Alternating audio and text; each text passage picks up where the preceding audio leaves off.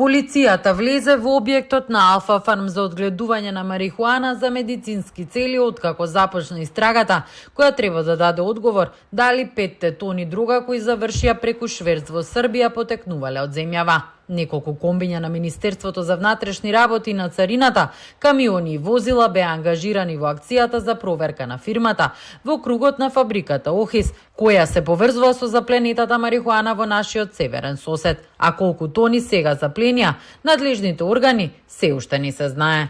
Неколку камиони, неколку комбиња. Се очекува да биде изнесено големо количество на марихуана, односно можеби иста количина или поголема од онаа пронајдената во Србија. Фирмата е формирана во 2023 година, лиценца за одгледување на марихуана добила во март 2024.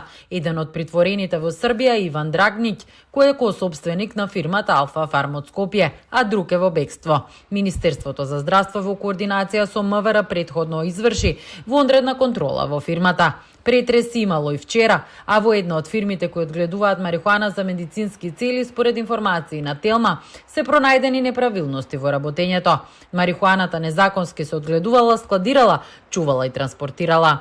Очекувам да најаве Министерството за внатрешни работи да излезе со десетици тони, не со неколку тони, туку со десетици тони на ваков тип недозволени средства, односно недозволени материи, дрога, марихуана во случајов, која што во моментов се наоѓа во складиштата во Македонија или пак на некаков начин имало односи помеѓу одредени правни субјекти, не само во државата, туку и надвор од државата, за кој што е констатирано дека се незаконски и пуштени во промет, но и незаконски складирани.